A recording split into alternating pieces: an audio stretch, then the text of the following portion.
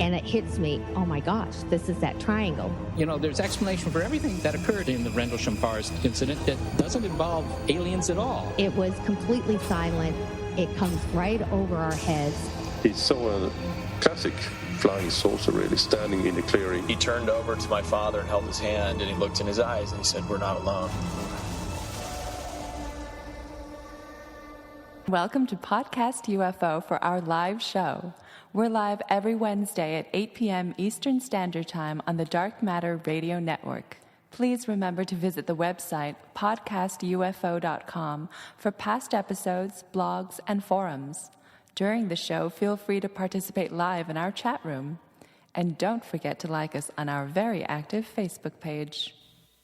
Hello, everyone, and welcome to the show. Well, things got a little discombobulated with this show in particular, as Story Musgrave is coming on as our guest, but he has a very short window that he can be with us. So what we're going to have to do is we're going to have to talk with him first, and then I will put the news in, which was pre-recorded with Alejandro Rojas.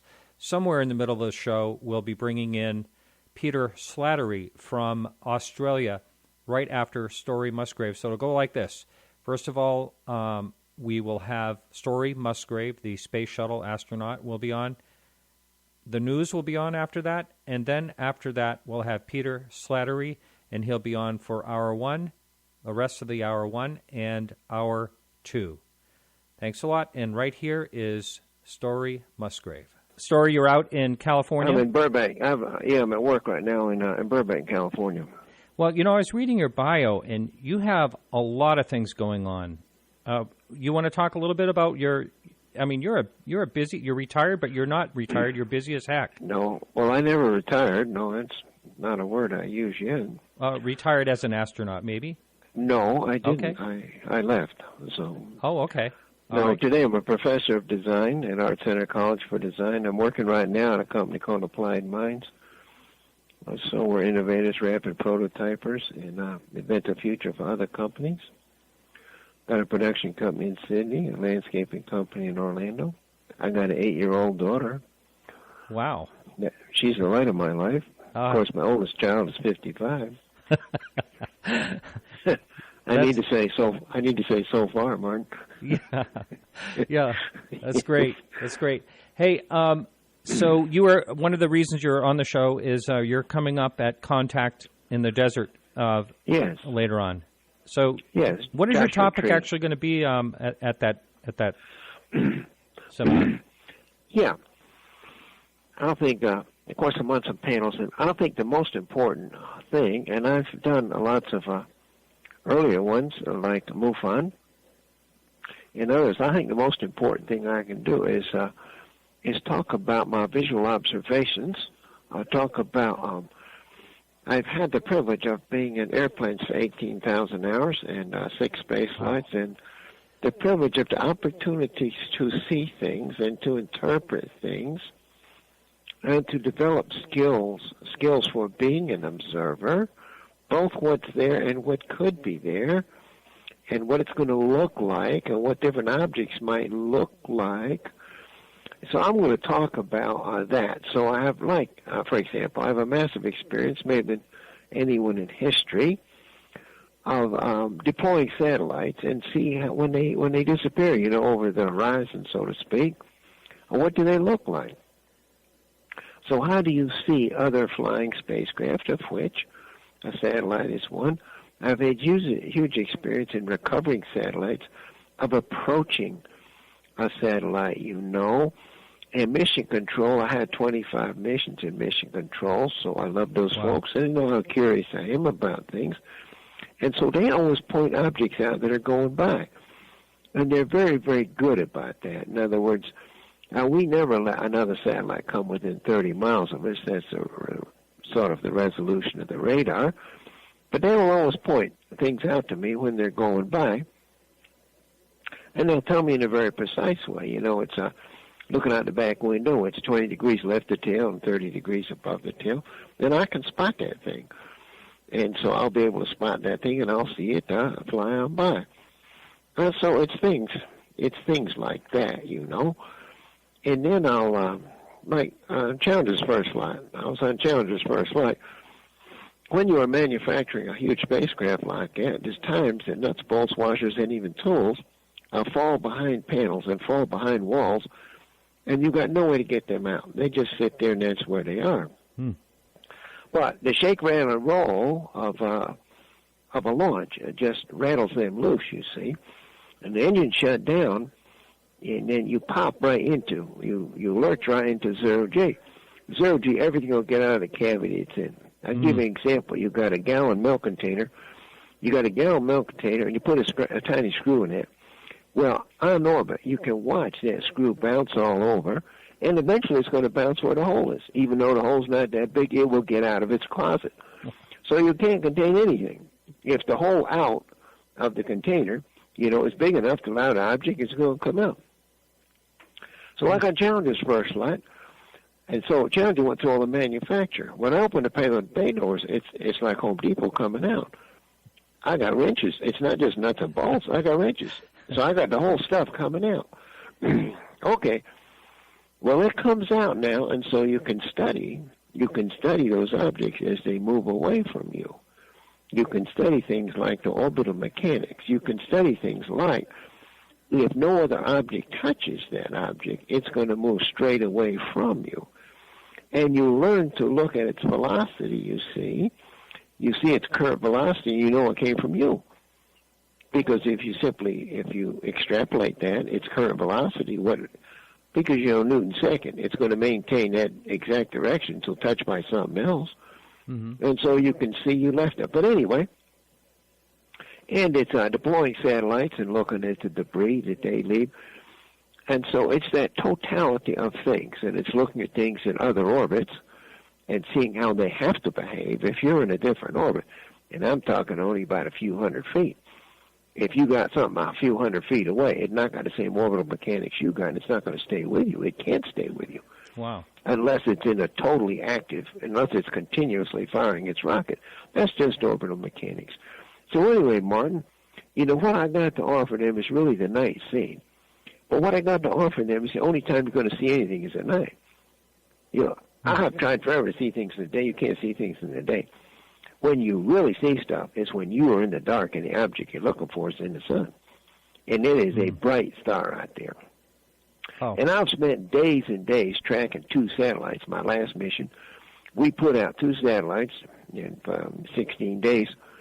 So they were just sitting out there with us in the same orbit. Anyway, it's stuff like that. It's to give people, because I've had the privilege of a huge amount of airplane flight at altitude, that's 40,000 above, and I've had a huge number of, experience in space flight, is what do things look like? How do they behave? What have you seen? What does it mean? How do you interpret it? And how are you going to see other stuff that hasn't come yet, maybe? Okay, so I think that's the main thing. My experience of being in those places and how you get to be a great observer. How do you think about it ahead of time? How do you research it?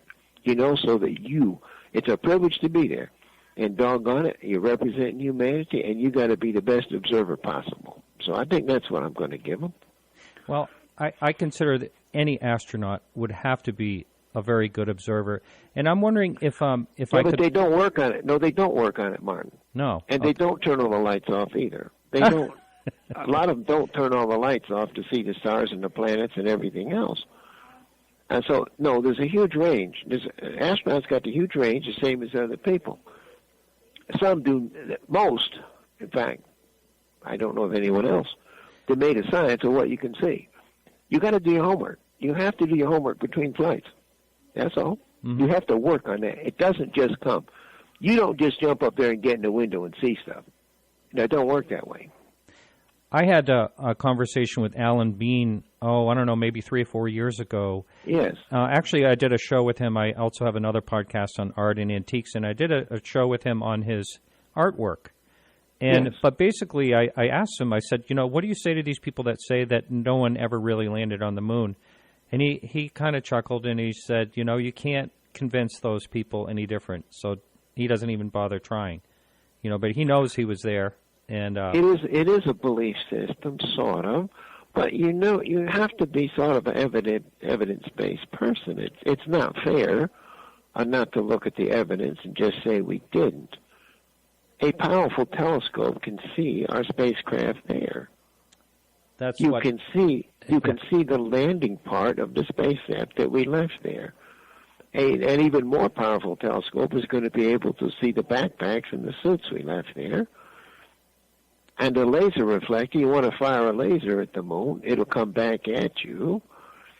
And a $500 direction finder radio, it can point at the radio signals coming from the moon when we're talking there. That's $500. It'll point at the moon. That's where that signal came from. Uh-huh. And the Russians are not going to let us say we went there when we didn't. Anyway, there's a lot of evidence-based stuff that we were there. Right. Now it's hard to fake. It's hard to fake 1/5 G too, and it's hard to fake that golf ball that went forever.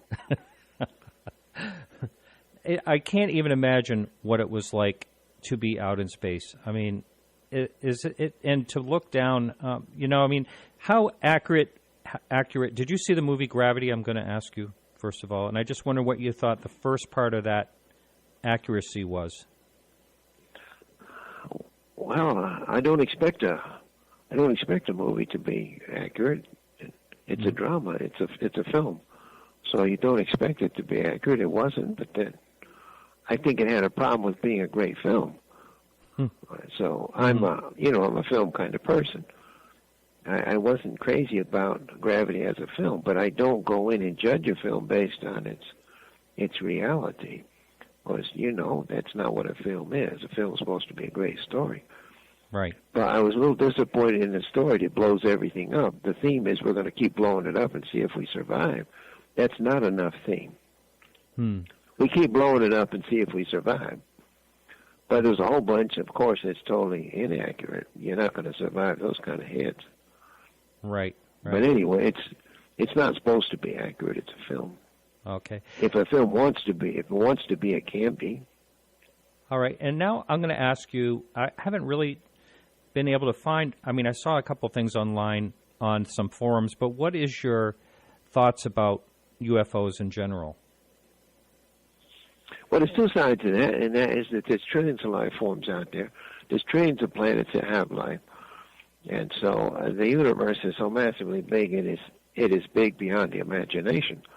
Wherever you shine Hubble, wherever you look at Hubble, even in dark sky, it's another 1,000 galaxies. They got 100 billion stars in each galaxy. Oh, my goodness. You're talking about every single picture Hubble takes got 5 trillion stars. And the place is absolutely huge. And a whole bunch of those planets conducive to life, and the carbon, we're carbon life. We're the way carbon hooks to a cell. That's what makes life. But we're still finding species. We probably got 6 million species on this earth alone. Now, that is power. Mm-hmm. And so whether life evolved here, we think it started from all the commonalities between all the living forms. Life started here about 4 billion years ago. It could have come from somewhere else, We don't have that answer. It could have ridden in on a meteorite or something like that. It could have ridden in, or it formed in the soup, but we don't know that. But my goodness, the power of life to arise and the power of life to travel, even on, meteorites and that kind of stuff. So life is unbelievably powerful, and there's trillions of planets that could support life. So I think out there, life is everywhere out there. In fact, I think there's billions that are doing star travel. Oh, if a planet gets its stuff together, now, so on this planet here, we've been doing technology for however long, 300 years only. If a planet got its life together, it could be doing technology for millions of years, and so it could achieve star travel. So I think in the whole our universe there's hundreds of millions of planets that are also doing star travel. Okay, that's that side. On the other side, for me, and this is very important, for me, I have no evidence, and that's my personal evidence. I have no personal observation or evidence brought to me that says we have been visited here. But now, Martin, I don't say we have not. Uh-huh. That's different. I've spoken to people who have been abducted. That's fine. And I did not tell them they were not abducted. I was not happy with the amount with evidence they brought to me. I was not happy with the number of details they gave me in the observations. That doesn't matter. I don't tell them they were not, because I was not there. And I do not say we have not been visited, because I have not been there to make all the observations other people have. All I say that is story Musgrave, the observations that I have made and the evidence brought to me, I do not have evidence satisfactory to me to say we have been visited. So it's two things. It's everywhere out there, billions and trillions, and people doing star travel. But for me, the little story Musgrave and the narrow experiences that I've had, I don't have any evidence we've been visited here. Not to say it hasn't happened. Do you mind? I'm going to play a quick clip. I had a UFO debate with Dr. Seth Shostak from the SETI, and he mentions your name, and I'd like to play this quick clip, and then I'd like to have your opinion after it. It's less than a minute, so I'm going to play it right now. Okay. So you wouldn't consider witnesses, so many witnesses, say, for instance, astronaut Gordon Cooper and former Governor Fife Symington and people like that, what would you say about them being as observers? Oh, well, I don't think that they're professional observers. I mean, it's not that I'm impugning their integrity. I've talked with a lot of the astronauts, Edgar Mitchell and Gene Cernan and all these guys, you know, and if you talk to them about these things, to begin with, usually it's secondhand. They haven't actually seen these things themselves. They heard somebody else talk about it. But even if they have seen them themselves, you know, Story Musgrave thought he heard the aliens and the muffin fans in the space shuttle. Okay, I don't think he's lying. I don't think he's making something up. But I don't consider that very good evidence. And in fact, anybody who's in forensics will tell you that witness testimony is about the poorest kind of evidence there is, particularly in science. So I just ran that clip. And what do you have to say to his comment? Well, I don't know where he's getting it from. I certainly didn't hear any aliens in the fans. So I don't know where that's coming from. What I did comment on is the fans, the particular fans cause a reverberation in the hearing system in me, and they kind of kick off some music. In other words, for me, the fans have got a rhythm and a beat to them, which represents music. And so it stimulates in me kind of a musical sensation, not just the pure hum of a fan. That's all. So somehow he interpreted that. It's not a very scientific thing for him to do. Well, no, that was Seth. No, I love Seth, and we have a great time together. But he may have read what somebody else. So when you make comments and they get passed on tribally from one person to another, and the story can change. Right. Yeah, absolutely. Yeah. But so it's very interesting and it's very beautiful. You know what happens when the fans start reverberating, and they create this rhythmic kind of music in your ear. It's related. It's like music, and it's beautiful. Wow. I mean, just the thing I always think about, how wonderful it must be to be out in space and looking down at the Earth. I mean, that is just beyond words, isn't it? It must be. No, I can express that. Okay. If you want. It's not beyond words, but it's gorgeous. But I mean, it's beautiful in all kinds of different ways. All kinds of different ways. And so the aurora is it's so beautiful you can't stand it. Now, I love night passes. I just adore night passes. And so they're incredibly rich. You don't always get them. You need to get a consensus from everyone. You turn the lights off and get dark adapted. But so the stars kind of intermingle with the streetlights, you know. And the aurora is just so beautiful. It's beyond the imagination. You barely can stand that. And the noctilucent clouds, which go to 30, 40 miles high in their color, I thought two sprites, and I defined sprites even before they were accepted as a phenomenon. Mine were green. That's vertical lightning coming up, 30, 40 miles. And the moon racing across the ocean, the moon racing down the rivers. And so the moon going down the rivers, of course, at 18,000 miles an hour. That's your speed. And the only part of the river that's lit is where the reflection of the moon. You can actually see. You can see things with starlight. You don't even need a moon. You can see partially. You can see land masses with starlight. Wow. So the whole scene is, and of course many more stars than you see down here. And the whole celestial sphere is different. The North Star does not remain in the north. And, it depends on your orbit. It cones around because it is your orbit now brings the stars up and down. It's not the Earth's orbit. It's not the Earth's spin that brings stars up and down. You do, 16 times faster than the Earth. Mm-hmm. So, but anyway, the celestial sphere is fun too. So night pass is spectacular. Oh, I bet. Lightning too. Horizontal lightning goes for 100 miles. Yeah. Well, I've seen just lightning from an airplane, from a jet, 30,000 feet, and it's pretty spectacular. Yes. Well, yeah. We just left, so whenever you're ready. Whenever I'm ready. Okay. Thanks. One of the we'll take another 5 or 10 minutes here. Okay. One of the things I always think about is when you're up there, do you have in the back of your mind, am I going to get back safely? I mean, is that always nagging at you?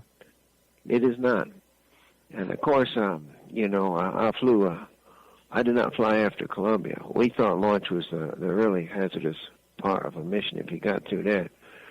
There's no signs of impending disaster up there, so you're very comfortable. Really? So it's not the sign. Well, there's no signs of impending disaster other than the fans. It's very quiet, and zero G is very smooth and it's very serene because you're floating around. And no, you don't worry about that. And I never worried during the spacewalk either. Maybe I should have, but that was totally peaceful. Oh, I bet. We had an astrophysicist, Dr. Jeffrey Bennett, on here, and he was a senior. He was a visiting scientist with NASA, and he said that between him and his colleagues, they all sort of agreed that if a intelligence can get through a bottleneck of technology without blowing themselves up, that they'd be traveling the stars. Is that kind of your philosophy as well? You're going to have to interpret that for me. Okay. I missed the point. All right. Maybe I'm having a slow day here. All right, I know. Let's just say humankind. We have this bottleneck socially to get through this bottleneck of technology that without blowing ourselves up. And he was, of course, we can't really predict what other social aspects of other intelligence are out there. But if they do, whoever it is, get through technology without blowing themselves up, they probably are traveling the stars. And you mentioned you thought that there were probably a lot of interstellar travelers out there. I think there are. Of course, we need a big breakthrough. We need a technical breakthrough, so we're not chemical rocket engines at the current speeds. We need a breakthrough there. But right. Another serious question, would we be visited? We would not. There's 50 wars this week. The world is getting worse right now. It's coming apart in terms of what the species is doing to itself. Now, there's 50 wars this week. And so if you're a visiting creature, you're not coming here. You're not coming here because the advanced evolutionary string can't get along with itself. Right. If we can't get along with our own species, how are we going to welcome them, you see? Another thing, you look at the Earth as a tiny little speck out there. Like Cassini trying to take a picture of Saturn, it got a picture of this little speck, Earth, and Voyager, of course, took a picture of Earth from 1 billion miles. You got 30,000 nuclear bombs sitting on that little speck. Now, that is not smart, and that is not a good thing to do. And someone that looks in on us and sees that, they say, well, why would they do that? What is that about? And we're not going there. Yeah. So the look from far out can be it can be a kind of a calibration on who we are. Right. I think there's a Stanton Friedman kind of says the same thing. We're in tribal warfare. Why the heck would they want to come here and show themselves if they are? And if they're watching what's going on, you're right. But, it's funny, you hear there's a lot of UFO sightings, whether they're extraterrestrial or not, but you hear a lot of sightings during wartime and war situations, battle scenes, and things like that. Yeah. Yeah. okay, I know you have to leave fairly soon, and that's fine. We can make do on this end here. But what do you say about other astronauts that talk about UFOs, that, like Gordon Cooper? I'm sure you probably knew him. What do you think about his comments on the UFOs that I he knew saw? him very well. He never brought me evidence that I could accept as a intelligent being or visiting spacecraft from somewhere else. Uh-huh. Gordon never brought me that evidence that I could accept. That's the hardest part about this whole thing is the evidence, of course. I mean, it's But, go ahead. of course, you need to. Gordon's one. 600 people have been in space or more, and he's the only one. Mm-hmm. So, you have to look at the bell-shaped curve. You look at the sample of things. You have one person that thinks they saw something, and you have 600 people that didn't. Now, again, I am not saying they have not been here. That's not what I'm saying. I just say I look at the evidence, that's all. And so nobody's brought me evidence that I can accept conclusively. Yeah. But I'm not saying they haven't been here. Uh-huh. We have a message board, and there's a question up there, and I haven't been able to pay too much attention to that tonight. But what do you think of the Institute for Noetic Sciences, Edgar Mitchell? Yeah. Well, that's what he does. Okay. Is that your... Well, yeah. Well, no, I don't. The noetic sciences, that's one thing. But Ed is someone who supports conspiracy theory. Ed is someone that makes public statements about a conspiracy to cover up evidence, that the government covers up evidence about visitations from out there. Well, I can only say that I totally disagree with that conclusion. I have been on 2 Department of Defense missions. I'm a Marine. I'm Air Force. I'm 30 years with NASA. I was on 2 Department of Defense missions, as deep in the government as you can possibly go. And I am always open. I'm totally honest. I'm from the heart. And I never found any evidence for any kind of cover-up. There's too many good people in there that when something is important for the public to know, when something's important for Mother Earth to be aware of something that's going on, those people are going to come forward. And believe me, I'm going to come forward. Believe me, I'm not going to let anyone cover up stuff. It's important to the species. Now, but again, I have no evidence, but maybe Ed's got evidence I don't have. But again, he couldn't bring me any evidence. Again, it's kind of personal. Story Musgrave has been looking for conspiracy. Story Musgrave been looking for the cover-up, and I cannot find it. NASA is massively, totally open. That was their charter, and doggone it if they're not. And no one in the government or NASA has ever put the slightest muzzle, the slightest thing on me, not to totally express myself and talk about whatever. That's good to hear. Do you think it's possible, though, that it could be so compartmentalized that a person like you couldn't even find out if there was some type of cover-up, even if it was from, say, decades ago? Hypothetically, that's a possibility. Mm-hmm. But you were deep into things where... Very deep. Mm-hmm. Very, very deep. I had 2 Department of Defense missions, classified missions, unknown clients. And so I'm just saying I had classified missions with the Marines. I was the Air Force, 30 years with NASA. I'm just saying I couldn't find a conspiracy. I couldn't find it, and I was totally open, even though I am on the edge. Everyone knows I'm on the edge. I was accepted as being on the edge. Oh, that's good. That's good to know. Another question up on the message board. It says that you weren't happy with the amount of details abductees provided to you. Can you elaborate a little bit on that? Well, it's a matter of if you simply go and explore one of the national parks, and so you haven't been to Bryce Canyon, you haven't been to the Badlands or Sequoia, a person who has been to the national parks will come back with unbelievable details. It's every pine cone. It's every piece of sand. It's the temperature. It's the dryness. It's how it felt.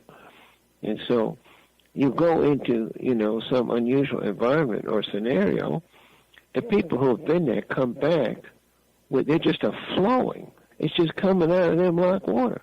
It is a totally flowing description of what their experiences were, what they saw, heard, felt.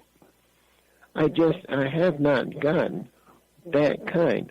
But they may say, they were brainwashed so they couldn't reveal what happened to them. Well, that's something else.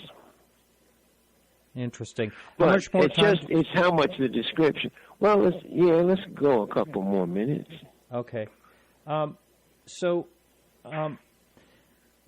What type of evidence would you say would be good evidence for UFOs? I mean, video is not. And what do you think of video evidence? Sure, it's okay. Any form of evidence, yeah. It's just any form of evidence where there's some verification, where there's some objectivity. Video's fine. Anything's fine if there's some objectivity that's beyond the observer. So that an observer can take the pictures, can take the video, can take the sound, and can take their experiences and bring something objective, which is outside of themselves, to somebody else. I see. And so with that being said, you say that you have not seen enough evidence, or do you mean as far as anybody in this world has not seen enough evidence, or do you just mean yourself personally? Myself and what was brought to me by others. So this is a personal thing. I'm not saying they haven't been out there. I'm not saying that. I'm only saying the evidence that came to me was not satisfactory for me to make that conclusion. I see. Okay. And now I'm just going to talk to you a little bit about, if we got just another minute here. Yeah. How do you think? Do you think the odds? How do you think the odds are of actually finding life on Mars? Well, signs of. I'm sorry. There was certainly a whole bunch of. Yeah. I meant to say signs of former life on Mars. Is what I meant to say. Yeah. Sure. Oh, there could be life there too. Well, we know there were bunches, canyons of water there. And so where did it go? So there was a huge change of state from visible flow, from flowing water to its current dry state. So it went through some big, I'll just be a few seconds here, Don. Yeah. So Mars is a very friendly place. And in terms of terraforming it, introducing life to it, I think that's very possible too. It's very powerful in terms of the possibility of life. So I think most scientists think it had a big change of state. A big change of state from back then to what it is today. So, and it could have been the magnetosphere, probably, or that could have been part of it. I guess so, yeah. And of course, life helps to make an atmosphere. There's very little atmosphere there, but life helps to make an atmosphere. I think, Mars is a very living place. Even if there's not life there now, it could support if we terraformed it, which it's got to be ethical. You can't terraform something if there's another life already there. You have to respect the other culture. Well, I think I better run then. Okay. All right. Well, it's been great. Thank you so much. Okay, Martin. I've really enjoyed it a lot. Thanks a lot. I hope. Thanks for bringing me to your listeners. You bet. Okay. Very good. Okay. All right. I'll talk to you later. Good night, Martin. Good night. So that's it for this guest. And what's going to happen now is, because we had to do things a little different, I'm going to go ahead and play the news. Now, it's going to sound a little funny because I think, the news is definitely pre-recorded, but I think in that I say something about Story Musgrave coming up at the end. So just ignore that. Who is coming up after the music break instead of Story Musgrave is Australia's Peter Slattery. And he is coming up right after this. And right now I'm going to play the news. And it hits me, oh my gosh, this is that triangle. There's explanation for everything that occurred in the Rendlesham Forest incident that doesn't involve... You know what? That's pretty funny. That was the wrong one. Here is the news that I... bear with me, live people. Here we go. And I can't really think of much more to say than introduce you. Alejandro, how are you? I am muy bueno. That is Spanish for very good.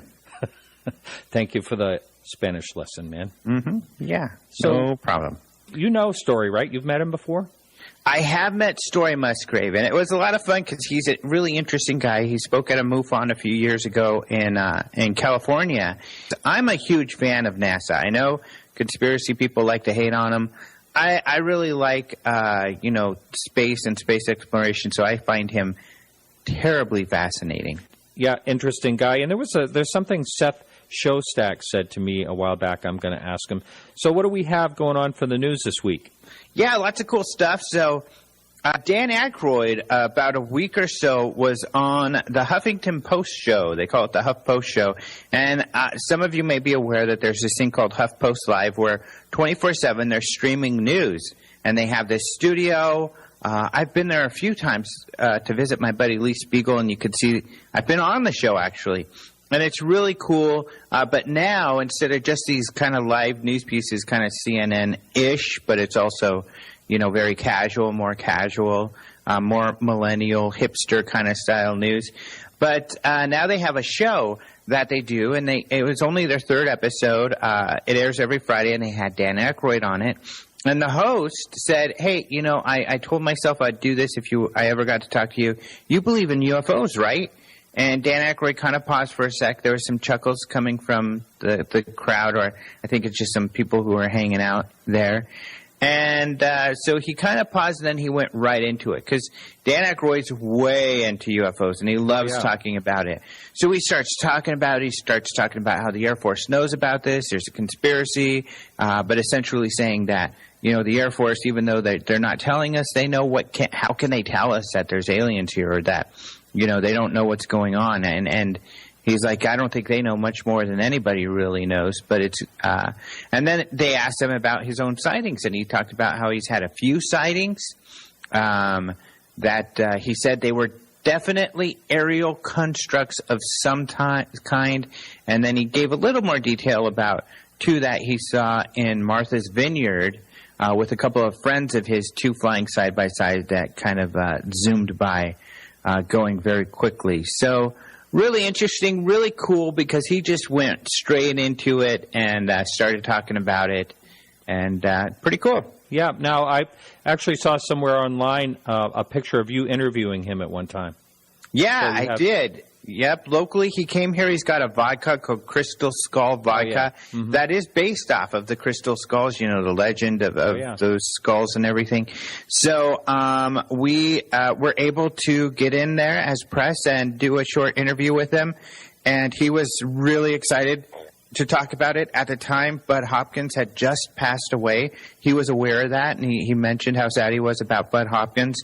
Just to show you, he stays up to date on the day-by-day news when it comes to UFOs. Pretty cool. Yeah, his neighbor actually listens to the show, to my show. And really? Yep, and he actually put an envelope, gave an envelope to his assistant trying to get him on my show from you, which was very nice.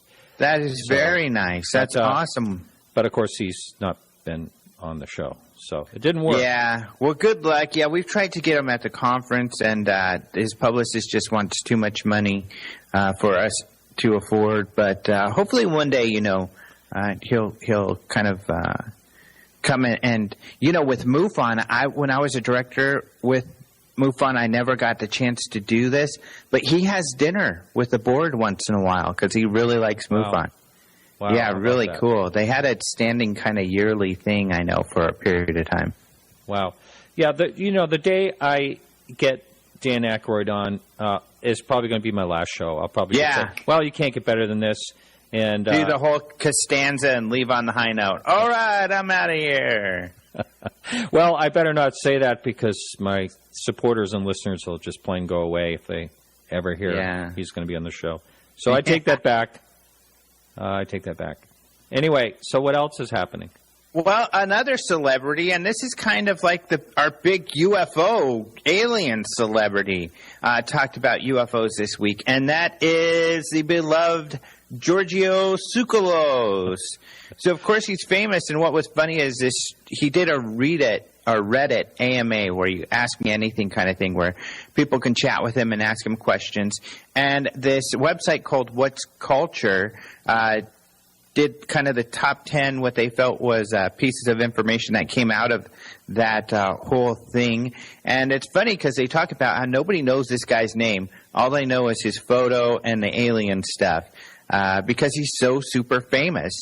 With his photo, with his hair standing up and everything. In particular, the one that says, "I'm not saying it was aliens, but it was aliens." It was aliens, yeah. All of these memes, I've got tons of them in this story because it was just too fun. But one of the things they asked him about was if he had his own UFO sighting.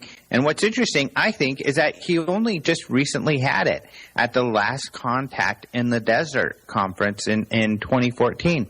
He said he was with 26 other people, that they were out there doing a night sky watch with some night vision goggles, and at about midnight they saw what they thought were stars inside the Big Dipper, which he said didn't believe there, and after a while they began to move off into space or something. So that's how he described it. So kind of cool that it's just recent, and he'll be at Contact in the Desert again this year, and so will I. I'll be talking out there. Oh, my so goodness. Maybe I'll see a UFO with him. How about that? Yeah, so kind of neat, but otherwise it was kind of funny because, of course, they asked him about the hair and why he did it, and he's like, I don't know, it just happened. And I've heard another story, I think, from him. I can't remember where I heard it, but he just kind of said he had a bad hair day. He decided to go with some crazy hair, and people loved it, so he stuck with it. But he didn't say it was aliens? No. He did. Okay. He said my hair was abducted by aliens, and then he went on to give the other answer that it just happened. And what else is going on? A couple of sightings to debunk. Sorry, guys. But there have been a couple of sightings out there, and, I love sightings when you can't debunk them. That's the most fun, of course. That's the most interesting and what inspires me to stay in this field. But there are some bigger sightings, and it seems like we know what's going on here. There was a UFO video that's been circling quite a bit of a UFO near this Chile volcanic eruption. Yeah. Yeah, Jason wrote this story, my colleague Jason McClellan, and he did a great job because he went through all of the news, and he was able to find this news where there's a pilot who is flying around there, and he did some filming real close to the plumes, and he's like, well, that was me. That wasn't a UFO. So he put that up there. There were also helicopters flying around in the area, and there's video from those helicopters out on the internet. So it looks like it was this aircraft. Now, Lee Spiegel wrote about this, and he interviewed Mark D'Antonio. And Mark feels that it's a drone. He doesn't think it is a plane. So I talked to Mark about that, and we had some back and forth.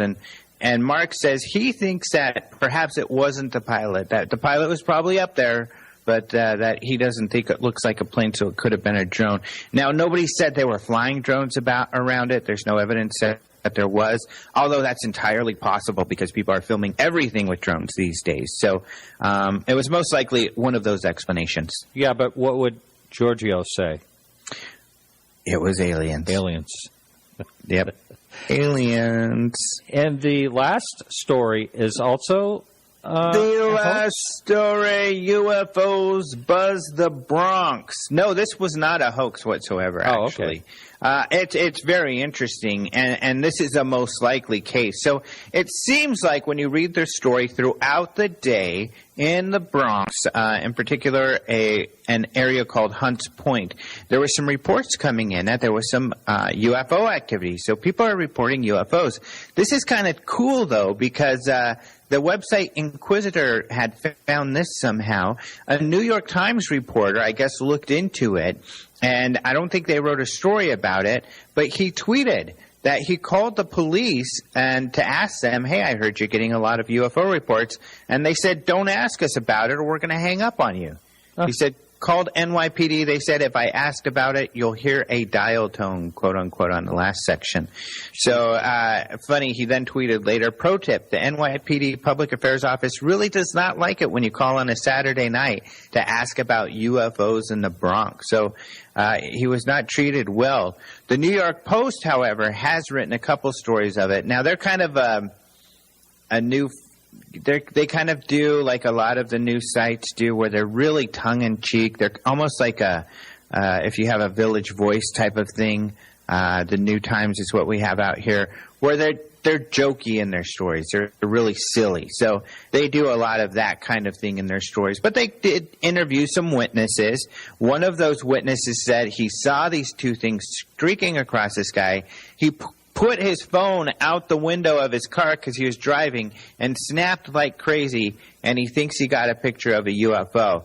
It looks like the picture is actually lens flare because he's taking a picture directly into the sun.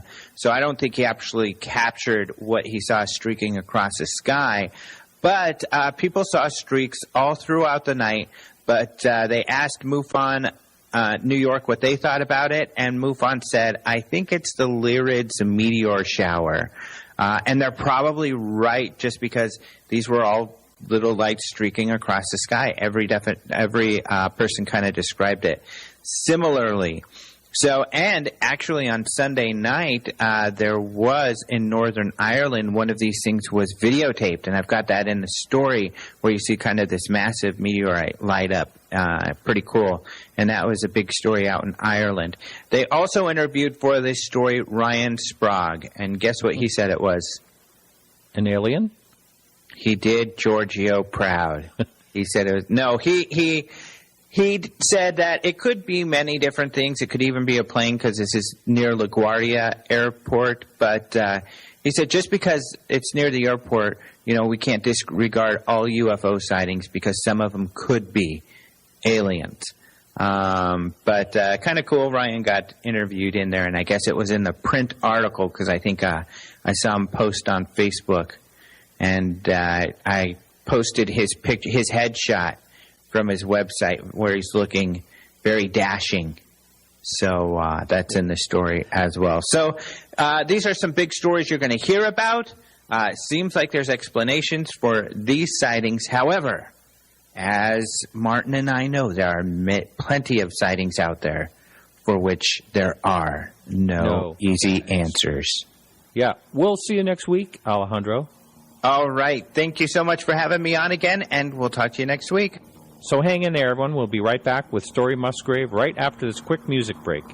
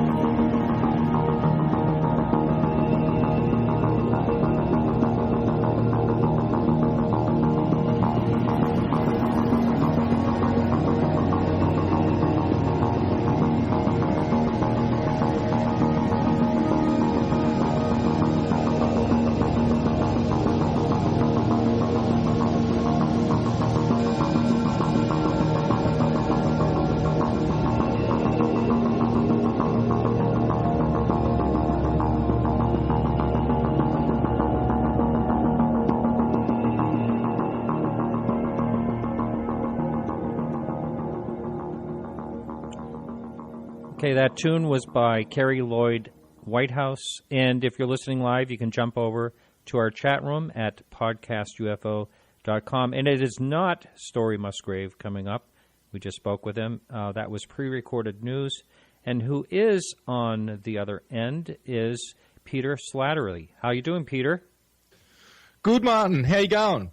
Very good. And you're somehow doing time travel. You're in tomorrow. It's we're here on Wednesday, and you're Thursday morning or something, right?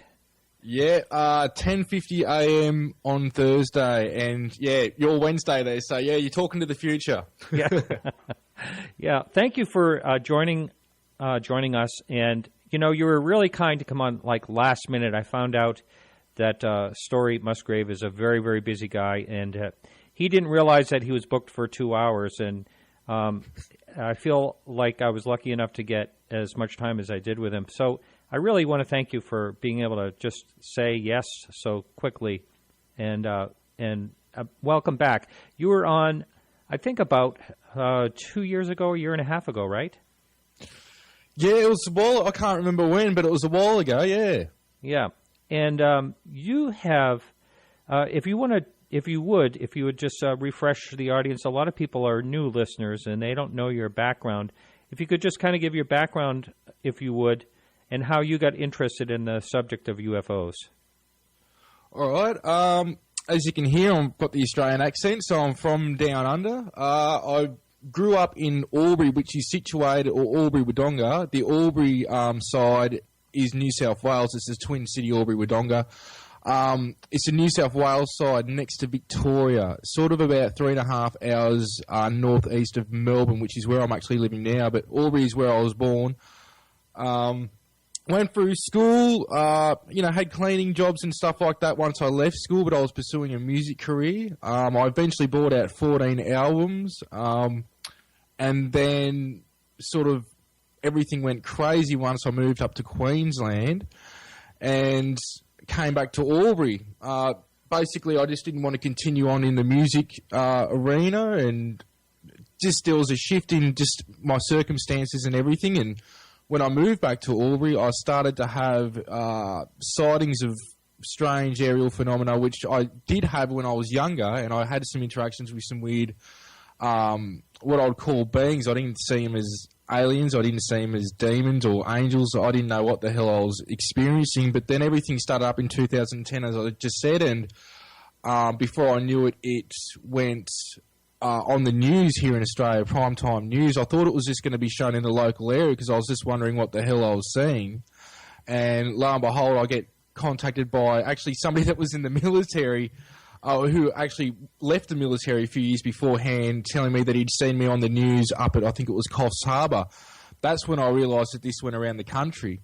And the sightings didn't stop, and I started to experience other weird things besides shadow beings and weird, what people would call the greys, but it wasn't. These things were more about ashy white colour, and things just picked up. And today they continue. I actually take people out sky watching now. I've just filmed a craft the other day, which I'm about to put up soon, next to the sun for 10 minutes with witnesses in my backyard here in the city, where 2.5 million people live. And I've actually just moved here September last year to be with my partner, who's a psychic medium and also an ET communicator, she calls herself, in terms of she speaks star language. She's also been on television and done different things here. But since I've moved to the city, I've actually started filming more objects with witnesses. Some people, I've had pilots with me.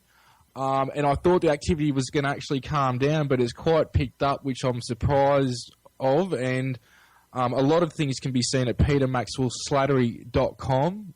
There's lots there for people to see, but that's sort of just a quick thumbnail sketch of who I am and what's going on. Yes, by the way, that website is right in our show notes. You can find that and click right on that. And there's other information also in the show notes of the news we just went over and all that.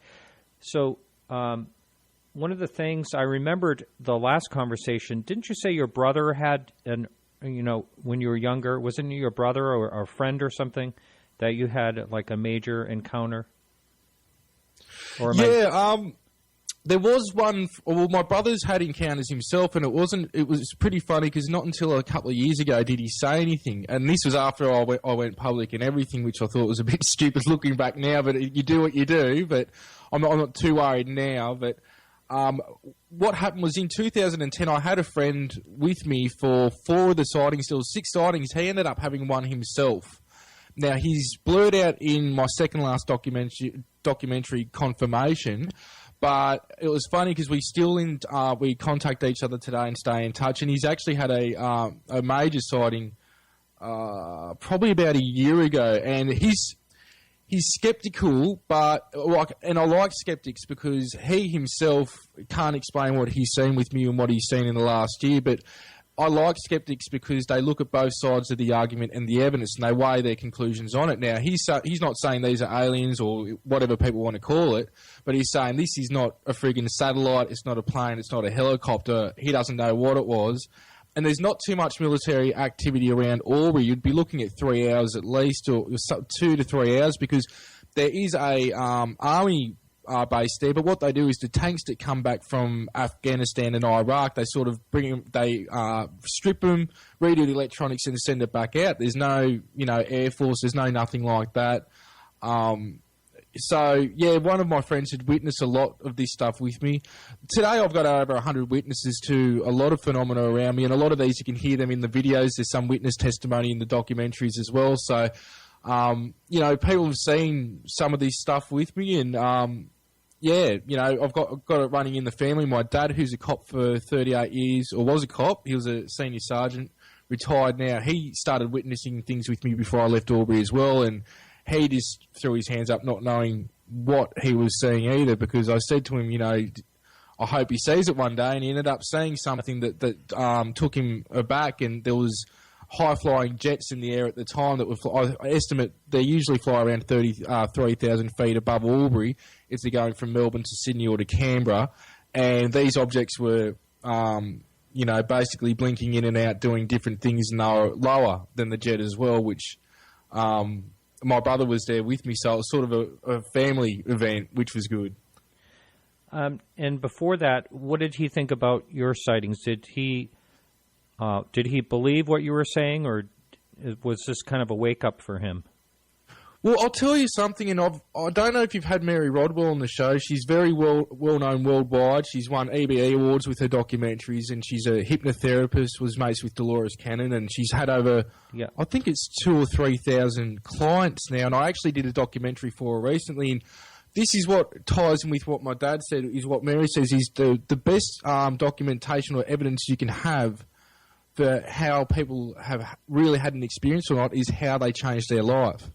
Now, I've been very vocal in who I am and my rap career. Yes, I used to smoke a bit of this and drink a bit of that and whatever. Now, I had a doctor recently ask me, when did your experiences start? And I said, 8. And he goes, well, it can't be drug-induced. And I said, well, friggin' oath, unless I was doing this stuff at 8. No way, because this is when stuff started.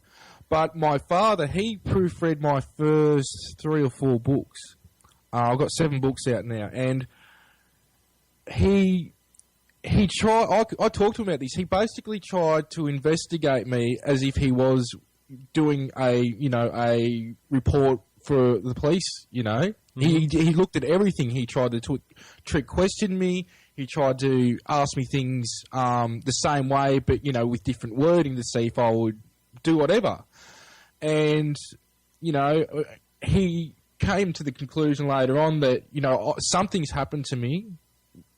Whether or not it's real, it's been real to me, and then I could produce some evidence. And then when he saw something with me, he believes something's going on and that I'm saying something. Now, I actually predicted when this was going to happen when we went outside, and I was telling him that this was going to happen. Now, this isn't summoning or anything, but I got a voice in my head telling me that something was going to happen, or more of what I call thought transfer.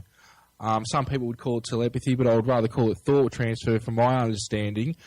And from that point on, and with what else I've produced and other people have told him they've seen with me lately, he's inclined to still think something's going on, and now he's had a bit of a taste of it. He's, been taken aback by it. But what exactly still, like a lot of people, they need to have the full-blown experience themselves, or they're just not going to get it. Or else you and I wouldn't be speaking, and you wouldn't be doing the shows. That's right. And others wouldn't be doing it.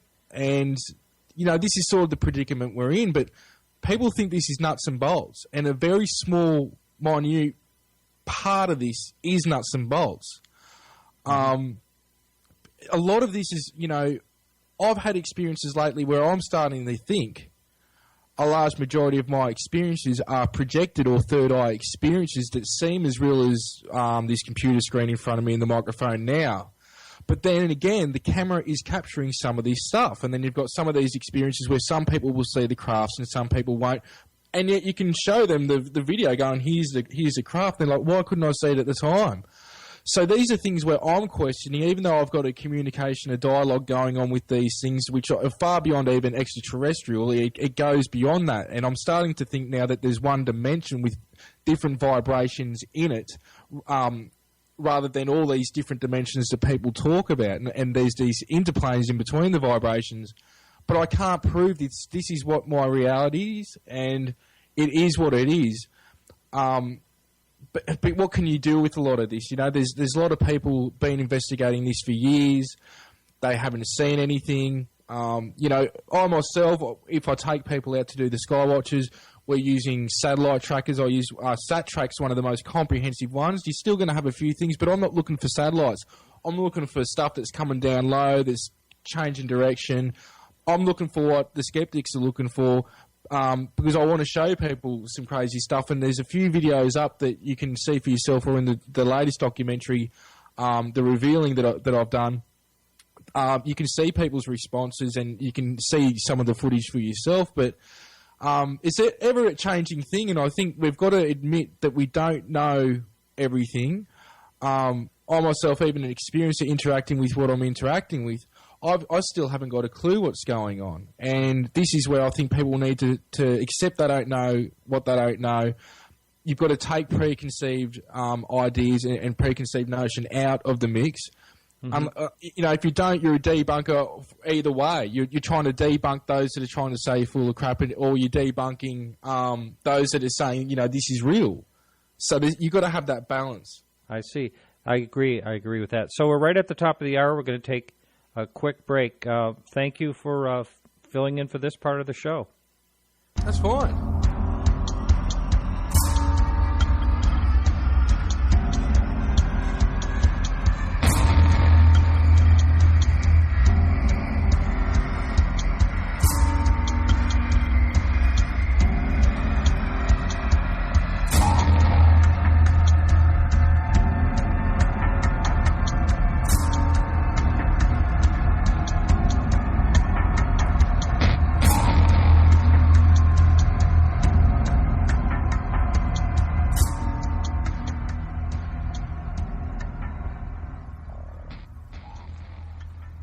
So we're on live with Peter Slattery and from Australia, and we're in the second hour. Again, if you're listening live, you can jump in our chat room and pose a question.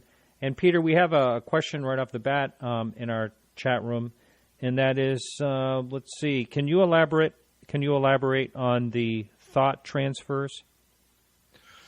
All right. Now, if we look at some of the stuff, what doesn't matter what you think of Richard Hogan or whoever, but you hear people even like him and Carl Sagan talk about the universal language is mathematics and geometry and all that. Well, maybe. It depends what realm you're in. But something that I could talk to somebody from any culture, any race, or any plane, in any dimension, or whatever you want to call it, is what I call thought transfer. And it's basically telepathy, but if you can connect minds, you surpass what you even need language for.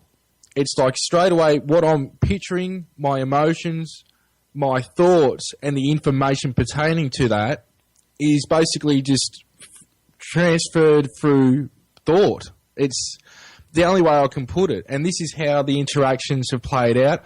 As you know, I've got my own show, and after doing a few now, like I've done around 100 shows, but I've been talking to a lot of people in this field for years now, and it's a very common thing. And when I say, you know, thought transfer, they're sort of like, well, you know, that's a good way to interpret it, because a lot of these people, whether their experiences or they're just sky watching and they're catching awesome footage, the one thing that's common is the thought transfer. They know when to go out, and it's a thought.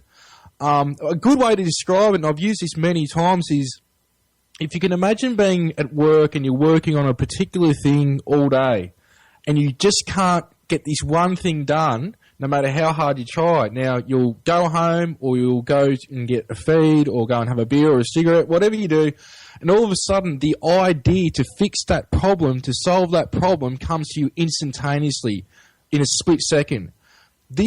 How that thought comes to you is how a lot of what I call thought transfer and the information from the beings, whatever they are, interact. And this is very common when I talk to a lot of experiencers going, that's how you describe it. That's how it's instantaneous.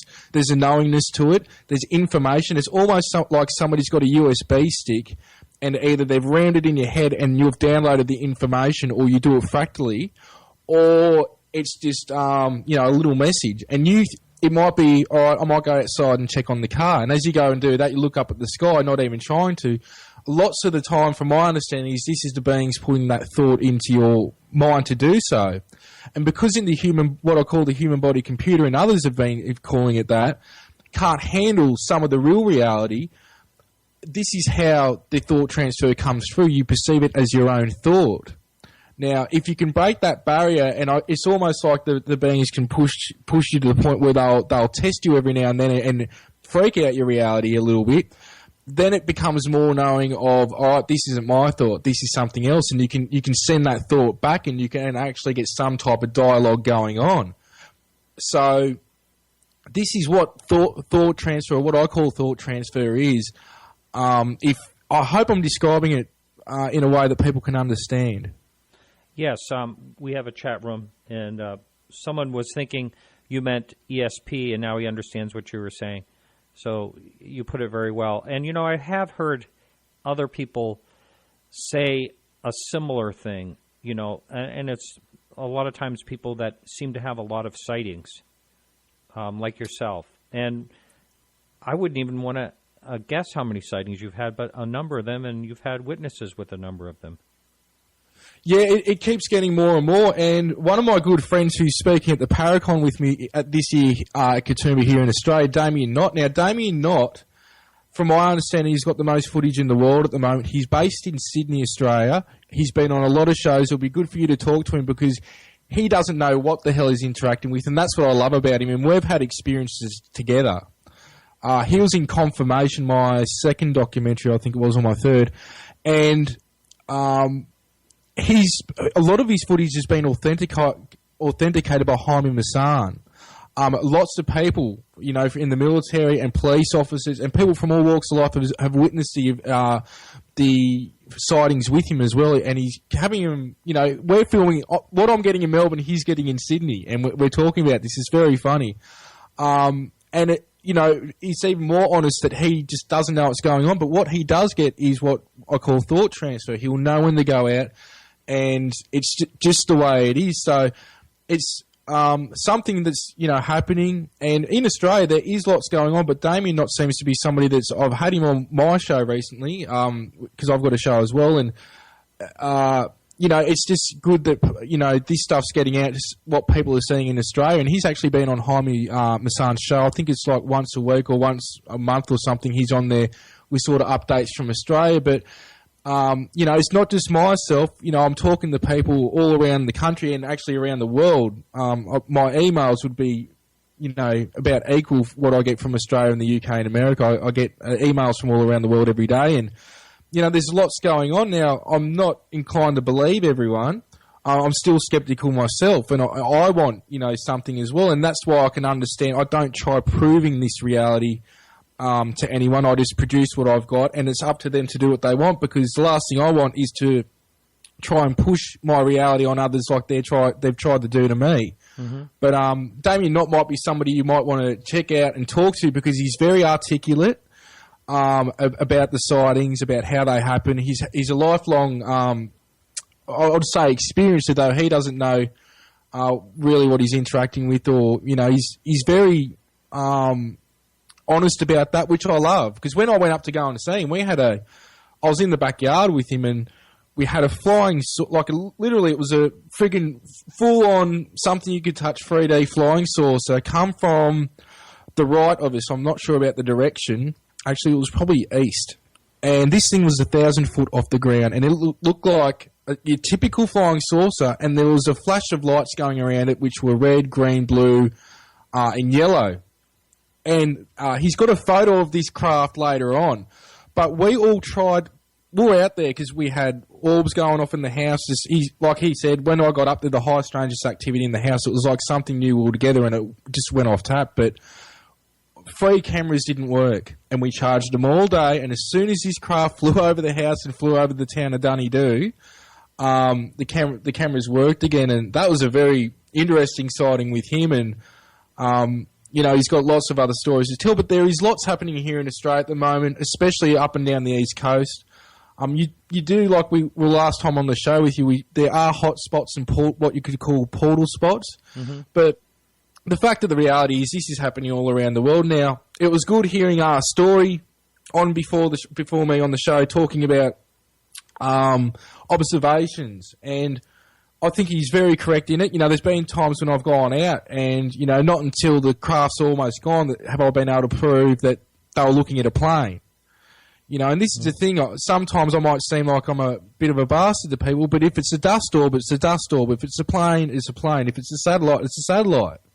And I've got to be honest with people. I don't want them going on thinking, a lot of the time in the ocean here, because I take people out to see the crafts on the ocean, you'll have this big ball of light, and it'll look like the space station. And sometimes it is, because I check all this. But sometimes it's a plane coming in with its landing light on for a few minutes, and you're not going to see the navigate, the blinking lights that, and, all of a sudden that light turns off and you can tell it's a plane. So this is where I think knowing stuff like iridium flares, satellites, planes, balloons, whatever it is, I think it's important for skywatchers to know.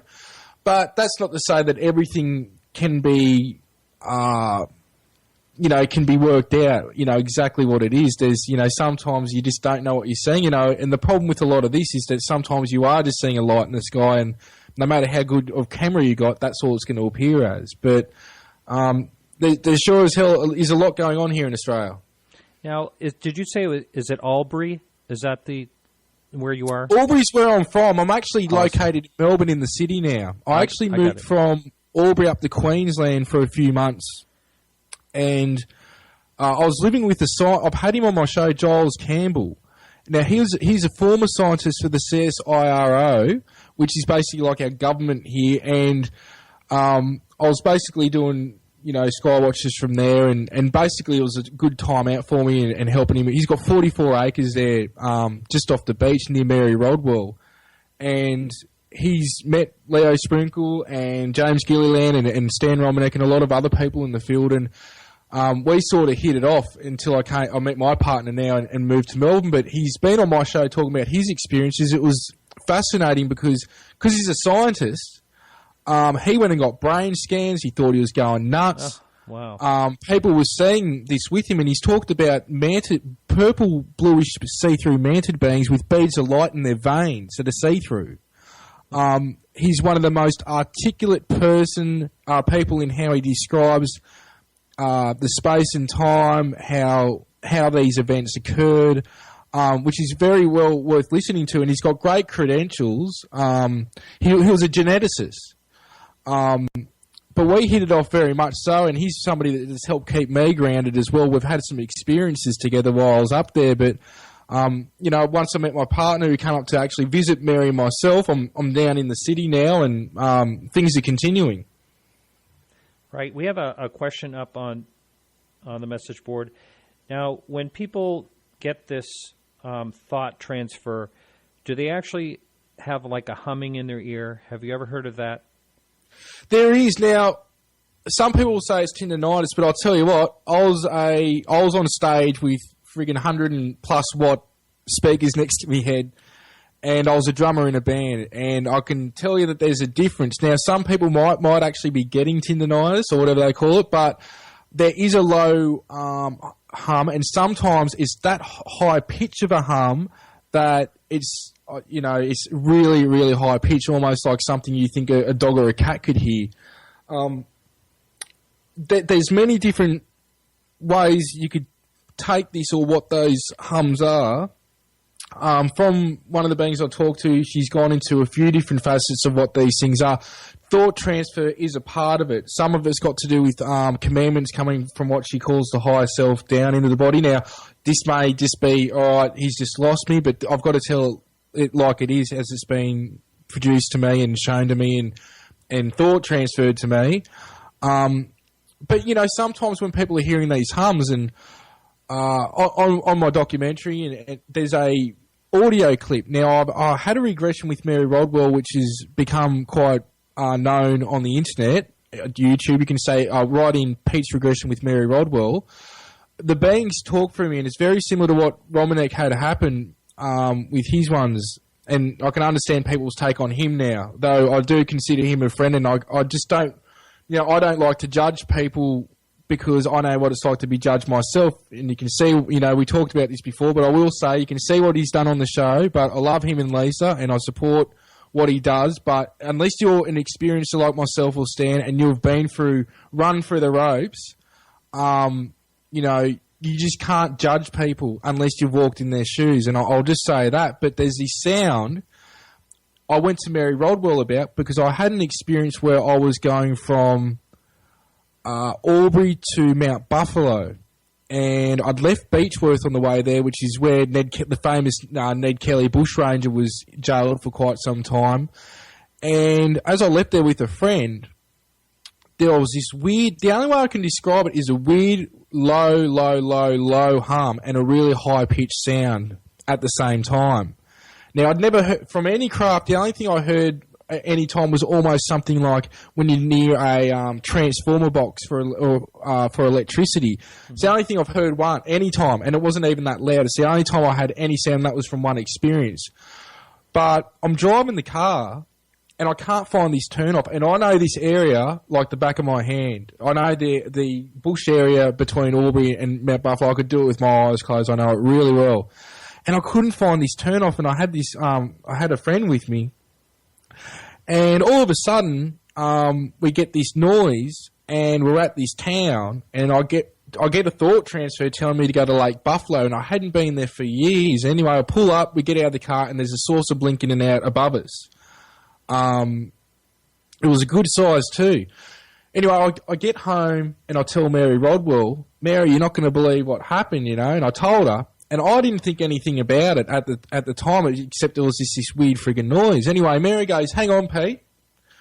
And she goes, did it sound like this? And she played this audio clip. And I'm like, blow me, that's exactly what I heard. I go, what is it? And she said, that's the sound of a UFO that James Gilliland recorded as it went over his ranch.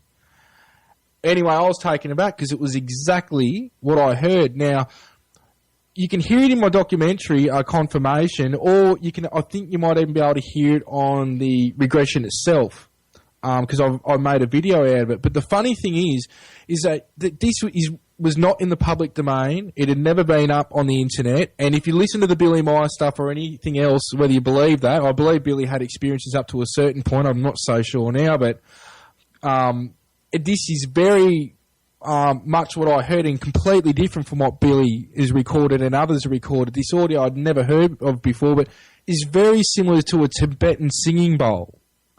So you've got this really low, whiny hum and a really high-pitched sound with it. So that's just another thing to go into besides the sound in the ears, because I have a lot of experiences telling me that they hear this sound, and then I'll play that audio clip for them, and they're like, oh, that's pretty much what I heard. So have you heard what I'm talking about, or have you come across that at all? No, I've never actually heard that.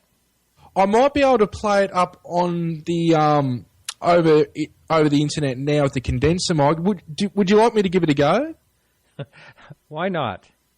It's been a different type of night, so why not do something like this? Why not? Yeah. All right. So this is just trying to find the audio. Now I know when you're a humble guy, because I mentioned to you last night that we could talk about your show, and you said you didn't really want to, but you've had 100 people on there, and you started your show after you were on my show. So you've had a lot of shows. You're running.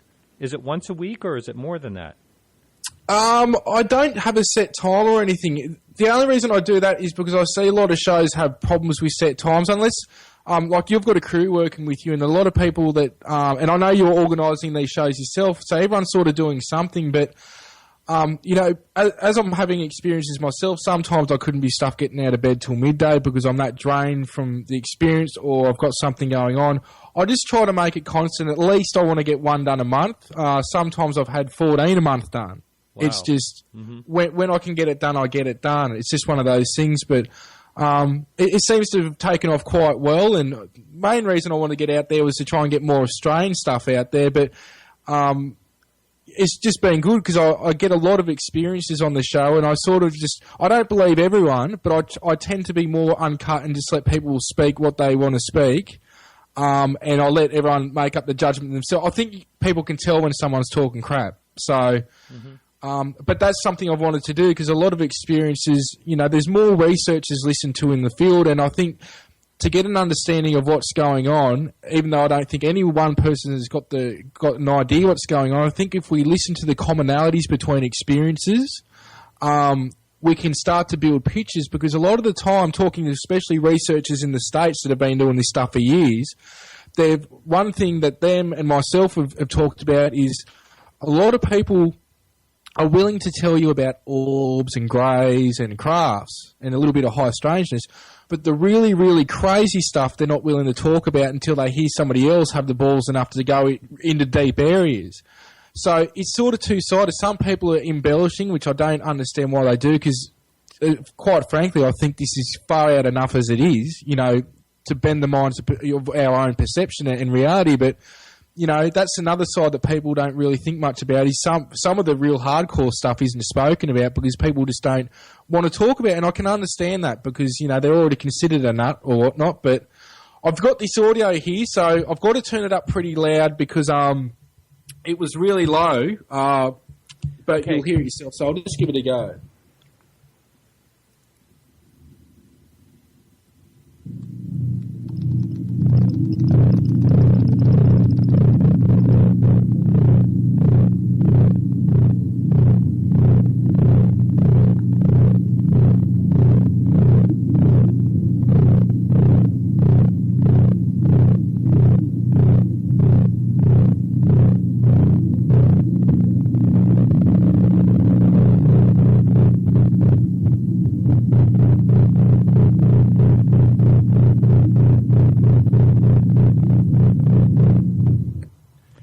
Now, that's by James Gilliland, recorded at his ranch. Some people might feel a bit weird from that. I sort of have flashbacks to that day with that, just because it so resonates, but it's up to people to believe what they want. But, sometimes I've had the crafts land over the bedroom and there's been something like that, and my partner's seen it with me as well, which I'm quite blessed to have a partner that's an experiencer also. Yeah. So that was actually a recorded sound? That was a recorded sound that James Gilliland recorded the audio. He recorded that audio, from my understanding, from Mary Rodwell. A lady called Kathy Dickman sent it to Mary, and Mary sent it to me. But it's from James originally, and that's what he recorded at the Slattery Ranch as the craft went over the home. Wow, interesting. Wow. That's something. So that's something I haven't heard anywhere else. I haven't heard any other, like if you type in audio recordings of UFOs, I've not heard that to this day anywhere else but through James. No, I had someone on, I think it was 2 weeks ago, and that was David Marler talking about, triangle UFOs, and he did say that there was one particular instance where there was some humming. Now, whether it was sounded like that or not, so if you're listening live and you're just joining us, we're on with Peter Slattery from Australia, and you can also jump in our chat room at podcastufo.com and ask Peter, pose Peter a question. So this person that recorded that, had he had an experience before, anything like that? Have you ever heard of James Gilliland? He's got the Slattery Ranch in Washington. Yes. Yeah, Okay, that's the dude that recorded it. So he's been on lots of documentaries and TV shows. I resonate dearly with James. Giles, who I live with up in Queensland, the scientist, actually lived with James for a few months, and he's really good friends with him. And people have their take on James, but he's been on Art Bell Live when people from some of the projects that work on some of the hardcore, for Lockheed Martin and Northrop Grumman and all that sort of stuff, where they're seeing stuff going, this isn't friggin' satellites or our stuff, and we work on this stuff. So, whether you believe James's take on it, to me, who he is, which is why I got him on my show, it dearly resonates. And I think until people go to the ranch, I haven't been there personally, but I've talked to people and seen footage, and it's very similar to what I'm filming and seeing. And just go to eseti.com or .org it might be, and people can see a lot of different stuff that James has got out. He's been doing this stuff since I was born. So, and he's got, hundreds of hours, I think, from what people have said, to back up the claims in terms of footage.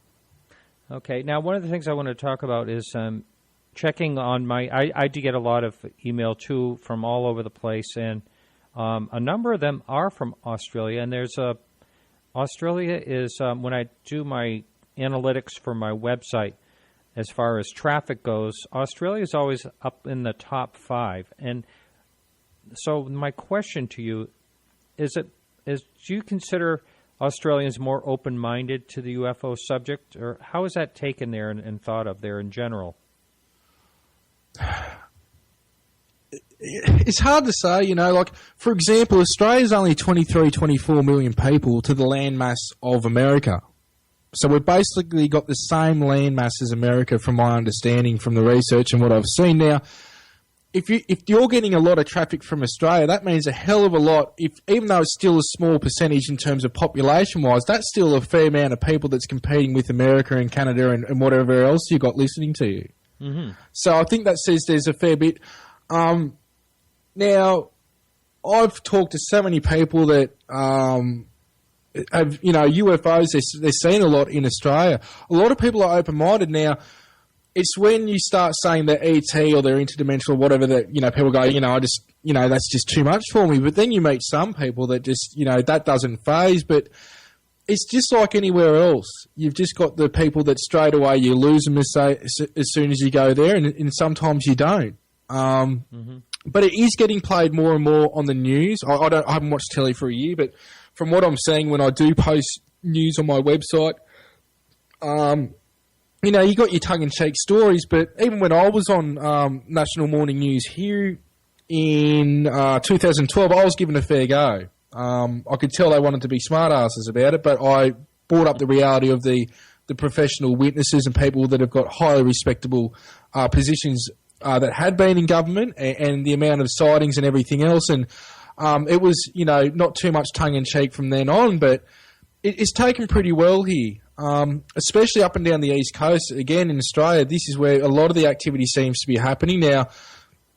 We hear all these stories that it's NASA, that it's the government, but, you look at a lot of NASA's stuff. There was some stuff with the spiral that they were saying it was a disregarded rocket from Cape Canaveral from Florida. Now, you go and look at all the stuff from NASA, the last thing they're going to friggin' do is fly or disregard a rocket over a populated area anywhere.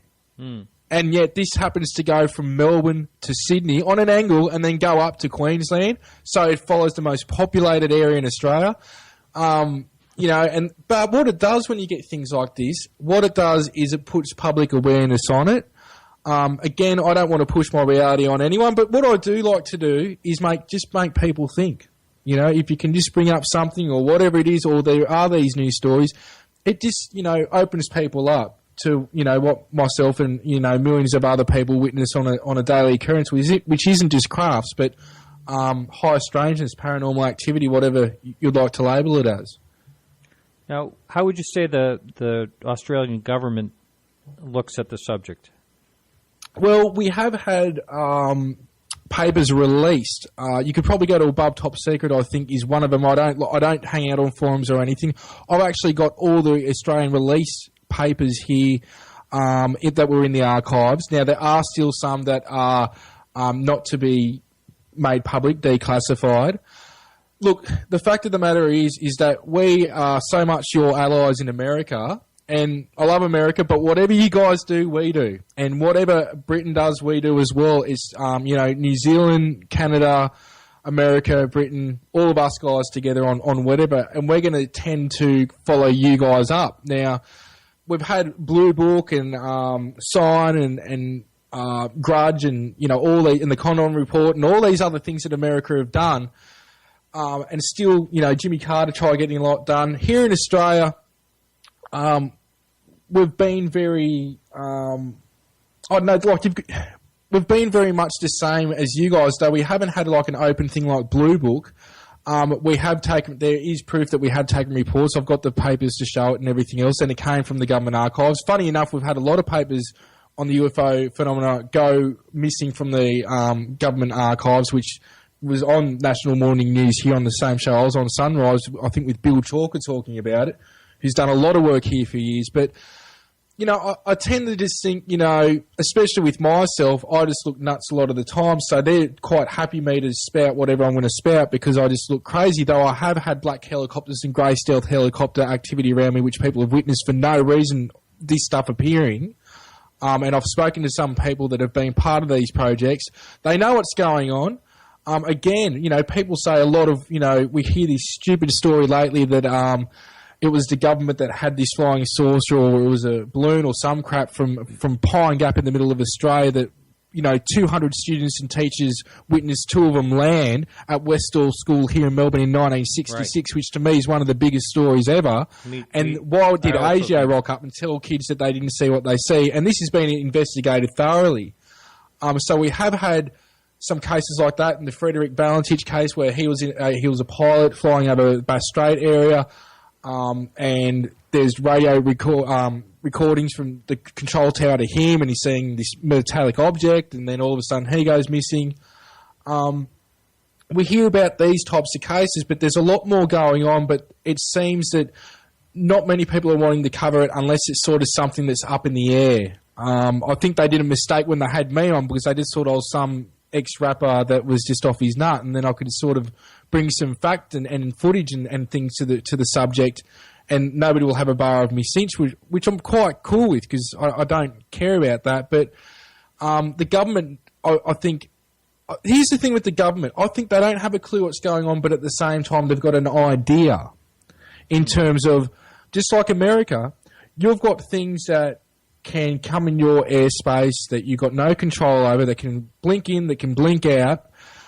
Now, if it was something that was completely 3D, maybe there's something you could do about it. But when you've got stuff that can, and it's not just coming from Zeta Reticuli or the Pleiades in the future coming back, because nothing can exist in the Pleiades at the moment, because it's not evolved properly, the star systems and everything there. It's in the future these beings are coming from. What the hell do you do with this? And what the hell do you do when these beings are using interdimensional technology to travel from point A to point B, coming from completely other realms that star systems and all that don't even exist in? And I've experienced some of these realms, and there is no friggin' reference. Now, some of the realms I've experienced, there are still star systems and whatnot, but some of it doesn't. Now, how do you tell the people this? And this is where these things are coming and going. There's multiple agendas. There's multiple reasons. They're not just ETs. They're not just from other realms. Some of this, I believe, is being created by people's own thoughts. They're seeing some of this stuff, just like poltergeist and high strangeness activity. I think some people are creating it.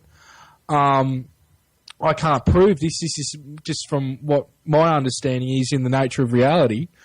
But, what does the government do? And I can understand this. And at the end of the day, I don't think people need to know what I know and others know. And I don't know not even 1% out of a trillion percent of what's going on. But as long as people treat each other like they want to be treated, with respect, and would give the shirt off their back to a fellow human being, I don't think those type of people need to know. Because I think they're living their bliss. They're good people. And what does need to change is how we treat each other as humanity. That's something that needs to change. And, I at the same time don't even think if the ET reality or the other realms being revealed to humanity, if that happened, I don't even think that would be enough to change it. And if it did happen, I would question the agenda behind the agenda of letting this be known in the first place. Right. Yeah. So this is where, people want to talk about ET. Now, I might use the word ET and UFO to grab people's attention with my website and my footage.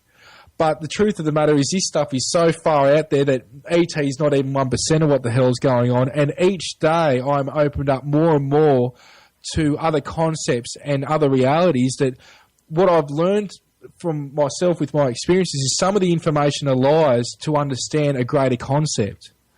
And this is how the beings have to work sometimes. Because we've got preconceived notions and the body-computer programmed such a way, it's like you have to be being given mind-bending information just to expand you a little bit. And then it's like, right, now that you get that, now I can hit you up with this. And a lot of the times I'll be asked, how can I believe the information or what I'm being told? And it's quite simple. It's the fruit that comes from that knowledge. If it helps me evolve to become help me to understand myself and want to be better and help others, and to understand oneness, I think that's quite of a positive nature. If it's not, it could be a trickster intelligence. It could be something, quite self-serving. It's different ways you can go with this. And I don't expect anybody to believe a word I've got to say.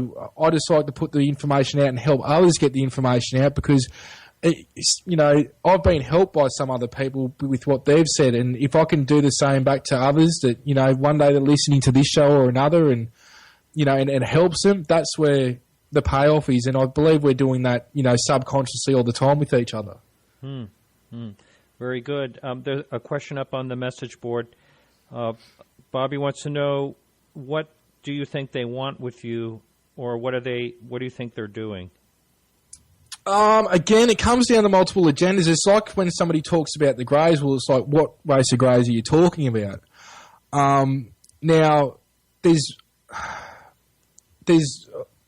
different races and different types of beings that I'm interacting with. Now, the younger white, ashy-looking ones, from my understanding, are what I can only describe to you as a council of a whole in terms of these beings can go throughout any vibration, any plane, and they work for basically a top, not agenda, but like it's just something that oversees everything. There's still free will and everything, but these guys sort of just monitor stuff, and they still pop in and see me. They're a white ash looking. It's almost like you ash a cigarette and you touch the ash. It's like that effect, but it's more white than a grey or a black in it. It's all white, but it's got that sort of texture to it. I've seen these things with portals open up during the friggin' day and duck their head in and look at me and then pop out, and it's like, did I just see that? There's other beings. For example, one of the beings I interact with who said she was from the Pleiades, she's actually from the star Merope in the Pleiades, and I've been told lately she's a gatekeeper of that portal there, which all stars and all suns are portals. But they talk about keys of knowledge, and the keys of knowledge will allow you access to the higher realms that surpass star systems and suns and all that sort of physicality stuff that we see here within this universe. So to grant access to certain realms, you need a higher level of consciousness, which we all have, but it's tapping into it. No one's better than anyone else from my understanding and from this information. It's all about us being set up, coming here at this time to help humanity push forward. I've been shown information how we're a mixture of certain evolved beings, and that doing what we've done here, we've created on a project, intermating with one another to basically create super beings within the 3D realm. From my understanding, there's stuff that we can do that other beings can't do, and some of it jealous. For example, reptilians, they can only do thought transfer up to a certain distance or a certain realm. Fortunately, they say, us and the body computer, we are unbounded in what we can do like that. But we don't know it. And we hear these things about free energy, this and that, we're not ready for it. Well, we are ready for it if we had a higher level of consciousness. With a higher level of consciousness, we surpass the limitations we've got here. Some of the crafts I've been in, and this being called herself Shiji, and she first appeared as a female being. Some people have seen this being with me, and now she appears a lot of the time in my mind's eye. But I've been on crafts with her where the crafts and the other beings are white light beings with a tinge of blue, and the craft appears as a saucer, but everything's a light. And this is how they created it, was through thought transfer as a group, as a collective. Now, people say, why do light beings need a craft? Well, it's to protect them when they're together from other vibrations, from my understanding. And I can understand any questions people have got, because I've got more than what they've got, because the more I learn, the more I want to know. There's been feline-type beings from Sirius that I interact with. There are light blue light beings which have said that they're Elohim, but that they're not even that, but that's the terminology we would give them, and that they're not gods, but the closest thing we've got reference to is angels. I've recently had experiences where I've been taken to geometric realms, and there's been geometric beings, and this is basically way above the angelic realm, and there's even beings that how far these beings are from us are above them.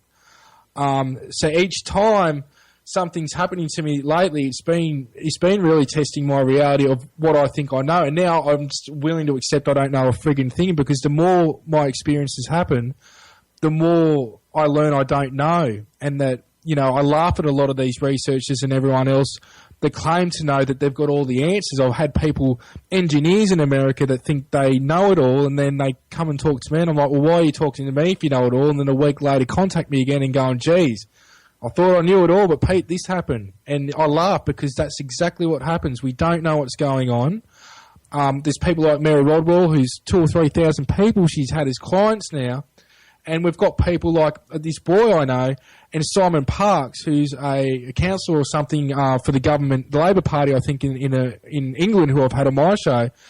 And these guys understand each other in manted language and all this sort of stuff. There's so much cross-correlating things. My partner, Sarita, speaks Star language and talks to people, and they understand what she's saying, and she understands them. There's all these different things going on, and the amount of beings I've interacted with, I can't even tell you how many there are now.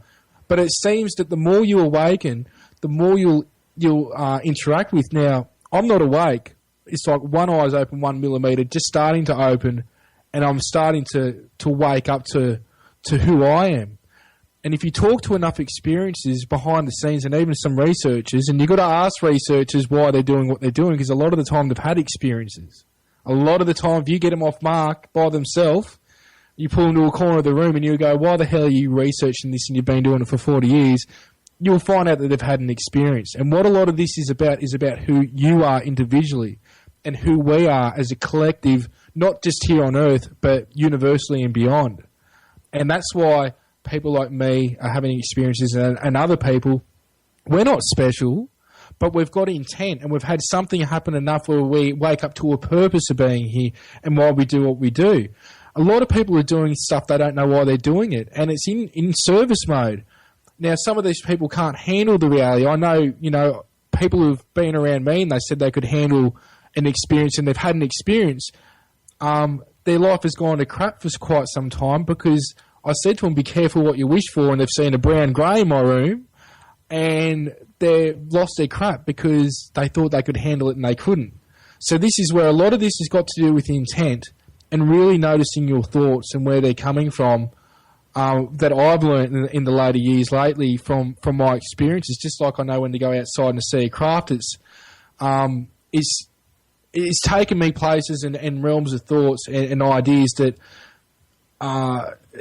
it's just stuff that some of it I consider, I question my sanity sometimes. But, when I'm filming this stuff and people are witnessing it with me in my own home and wherever I go, and then they start having experiences too, this is where you got to go, some days you got to lose your crap because you just can't function, and some days you just get on with it. But, it's quite a wild ride. Right. Question up on the message board. Going all the way back when you're talking about the ashen or that color, someone wants to know what those particular beings looked like. They had tiny, tiny, tiny noses. Like, I don't even think, if you looked at them quickly, you wouldn't even see it.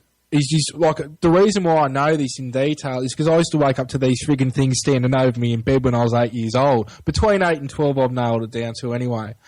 They've got more of a, how a human head's oval? Like, it's that shape. I've seen other ones that almost have a head like Roger off American Dad, but they're brown. These are what I refer to as the Orion Greys. They're the taller ones, about 5 foot like that. But these guys, there's about 5.5 foot ones, and then ones that are up around 7 foot. And their shape is like a human head, almost like an oval. and the eyes would probably be 2 times the size of our eyes and completely black. Very small mouth. You could probably shove 2 fingers in their mouth, and that would be like ramming it in there. If I grab their arm, it's like I could just put pressure with my thumb and snap it. Very thin. There has been with these guys and the brown greys, there's sometimes been almost like an alcohol smell, not like booze, but like first aid alcohol. But mixed with something else. And I feel it's something natural, like a flower or a plant, but I can't put my finger on it. But that's just what my mind's telling me when I've smelt this smell, and I'm trying to figure out what the hell it's like, but I can't exactly. There's no private parts or anything. It's just, I don't know, like, these ones are intelligence. They got their own consciousness. I know other ones have been created, but they're different. You almost get a robotic feel from some of them. As some of them, they've got their own intelligence. They've almost got a sense of humour, which they'll project with thought transfer. Now, are you seeing these? Are you seeing these in a conscious state? More than half of what I talk about is while I'm awake, like now, and a lot of it has been during the day. This is not stuff. I'd say 5-10% of stuff is when I wake up at night. Like a lot, I can't even put a percentage. Even around 80% of this is during the day, and I've logged everything the best that I can in my books. So this is where what's happening to me is different with others, and again, I've got witness testimony and that to people experiencing this stuff with me. There is one photo on the front page of my website where you can see this misty sort of stuff and a grey's face in it. A lot of the time now, I'll have the crafts land in my bedroom at night, wake up, and these beings are almost like an apparition. Even when I've been out skywatching, and we've used UV cameras, infrared cameras, cameras with a flash, cameras without the flash, to try and get some of this. When this happens, nothing works, or it just can't be captured. But I didn't want to talk about this for a while, and I've only started recently talking about it. But what it's like is, if you see a full-blown apparition, and if you can imagine that as an actual craft, whether it's ball-shaped, disc-shaped, cigar-shaped, whatever shape it is, and you can imagine it landing on you, this is what happens a lot of the time. You aren't taken to other star systems or anything. A craft will land on you. Somehow they vibrate you into their field, into their vibration, and it will appear as physical as this reality now, and then they'll put you back in bed. Really without taking you anywhere. They've just landed on you, they've vibrated you out, done what they need to do, or interacted with you however they need to do, and then you're vibrated back. Funny enough, when I did start talking about this, some people have told me that the Native Americans in America, the Indians, have talked about a similar thing. And even tribute stuff later on that I started to experience and continue to this day. Sometimes I'll be filming the craft and I'm on the craft looking down at myself. And hearing Dr. Gray and others, as of late, they've described similar things that they experience when they're having an experience. Now, whether that's another facet of you, which I tend to believe sometimes is on the craft looking at yourself, or whether they're sending the thought transfer and that projection to your mind to see that, that's another, that's up for debate as well, just like almost every single thing I'm stating here. Because, again, I'm happy to say I can't prove all this. I've got a hell of a lot of footage and a lot of witnesses. But, again, if I could prove this, or Billy Meyer could have, or that Antonio, that Italian bloke with the awesome footage he's got, if we could prove this, we wouldn't be sitting here having this conversation. So this is where I expect the skepticism. But this is stuff that, remember before I was talking about how some people experience stuff but won't talk about the real far-out stuff. That's one of the things that is far out to me, that I'm on the craft sometimes as I'm filming the craft. Sometimes I'm getting full-blown thought transfer communication with it. I've got that many people that have witnessed me go, they're here right now, and we go out and the crafts are there exactly when I say. And it's not like I'm summoning her, it's just like as if I've been called to go outside. And it's, and I can put the thought out as well. Now, if they rock up, it's another thing. It's just like if I... like you text me yesterday to see if I'd come on the show. Either I can or I can't. It's just like that with these guys. If they're in the vicinity, if they can, do that, they can. If they can't, they can't. And this is why I'm very skeptical about, what people call summoning and all that sort of thing, because there is a two-way dialogue. And once you start to understand that, and, these things aren't just ET, it's far beyond that. A lot of what people are interacting with are other facets of themselves, which I've learned in the last year. That's where you go on another tangent of trying to absorb this, because it makes the ET scenario very small out of the whole process of trying to understand this. Right. Fred was asking earlier, can you describe star language? I know a couple of words, which I've started to do. It freaks me out, but hayaka. Now, that's something that I've got, and it's got to do with some sort of awakening thing in a tribe in Orion. But what I could do now is I could probably get up a audio clip of my partner talking star language, but I don't know if I should, because I haven't got it on my computer. I'll have to go on the internet. But no, that's okay. If you can go and type in Solreta, Solreta, and Star Language, or Solreta Psychic, her website will come up, and she's got monthly videos where she does Syrian Star Language. I've seen people brought to tears by her, and these people have been full grown, and some of these dudes are skeptical, and it's like something's been activated, or there's a memory, or they know this language. It's very weird, and a few words would equate to like a book of knowledge or pages of information. It's more of an energetic thought transfer with it behind the language. But if you type in Solreta, even if you go to my website and scroll down to the links I've got on the front page, it will be Soul Readings, I think it is. You click on that picture, and it'll take you to a website, and there's lots of videos. She's even got a documentary out as well, and she's been doing it for years. So, yeah, just look at those resources to hear it. Okay. Someone was saying they didn't get a chance to write that down. Can you just repeat real quickly where to look that up again? Yeah, Solreta is the name. So, Solreta, Solreta. Just put psychic behind it or star language, and I think she's the only person that will come up with the word spelt that way, from my understanding. So it shouldn't be too hard to find from then on. Yeah, thank you for that. Just moving along, someone actually, when you're talking about the physical look of the being, someone was asking how many digits. Did you notice how many digits on their hands? Some I've noticed 3, some I've noticed 4. It just depends on the type of being. Them ones are 4, I think, the white ones. I don't see these ones that much. I saw them a lot when I was a kid. Again, I didn't know what they were. I didn't think they were alien. I didn't know what the hell it was. I used to put the sheet over my head. One of them used to appear as Kurt Cobain to me, until one day it started to vibrate between Kurt Cobain and this thing, and it was because I was into Nirvana at such a young age from my brother that I think they decided to show themselves like that originally. But most of them that I've seen have had 4 digits. Mm-hmm. Okay, now we're talking kind of all different types of different things here, so I wanted to ask you while we're bouncing around a bit, any crypto situation in Australia that you're aware of? Yeah, there is. One bloke I've had on my show who is a pilot and is film stuff with me, Steve Harrison, or Mick Harrison we call him as well, or Sticks. He was actually on Giles' property, and a tree had been bent over perfectly, I think, once he'd walked through that area and gone back. But he's a Bigfoot and big cats investigator and researcher.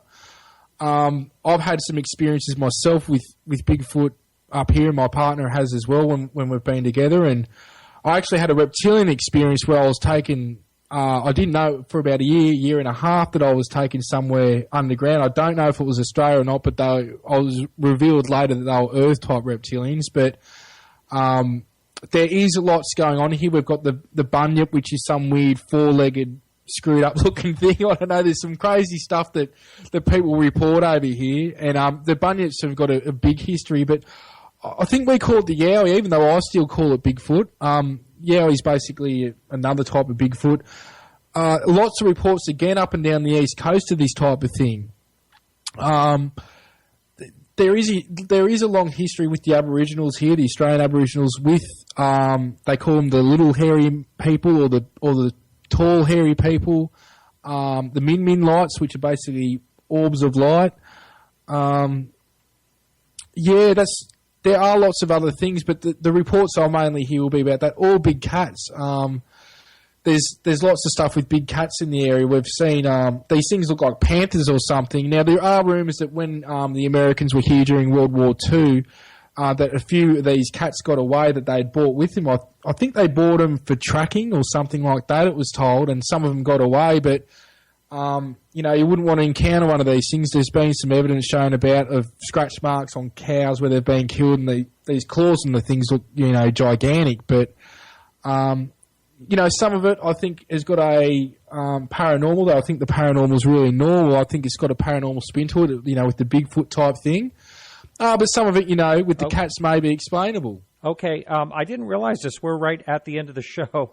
I'm sorry, I thought we had a couple minutes left. So that's it. Thank you very much, Peter. No, that's fine. Thank you very much for having me on, mate. So that's it for the show this evening. I want to thank everyone for helping out. First of all, I want to thank Alejandro Rojas for helping me with the news. And I want to thank you, the listener, for putting up with how we had to shift things around and have Story Musgrave on first. Put the news in the middle. It was a little bit of an undertaking, and I really thank you for your patience. I want to thank our guests, of course, both Story Musgrave and Peter Slattery. Peter was gracious enough to fill in at the last minute. Much appreciated. And for other people that helped out with the show, Carrie Lloyd Whitehouse for our music, Peggy Shunning for helping us with our Facebook page, and remember to like us on Facebook for all the latest UFO news. Michael Lowe could be coming back and giving us some blogs. That'll be coming up within the next few weeks or so. I'm real excited to have him involved with the show again, and that's all because of your nice contributions that you help us out with. I can reach out to people like him, and I appreciate that. Next week, we are going to be live, and that is May 6th, next Wednesday. It's going to be in Portland, Maine. I'm trying to gather up some UFO people in the state of Maine, and we'll see how that goes. You can check us out live right here on the Dark Matter Radio Network, and every Wednesday at 8 p.m. to 10 p.m. Eastern Standard Time. And if you've been paying attention, you'll see that Art Bell is coming up. I think it's late July. He'll be back on this very network right here. We're really excited about it to have him back on the air again. It'll be a real pleasure. He's only looking for help from listeners out there at $5 per month. Now, he has bandwidth. He has new equipment to be taken care of. He also has music that he has to pay for, which is very expensive. So I'm sure this station is going to get a lot of listens when he comes back. And again, it'll be great to have him back. So if you need to email me for any reason, and if it's a support-related question or whatever, no problem at all. Just email me at martin@podcastufo.com. And thanks for listening. Again, thanks for your patience. This is Martin Willis saying keep your eyes to the sky.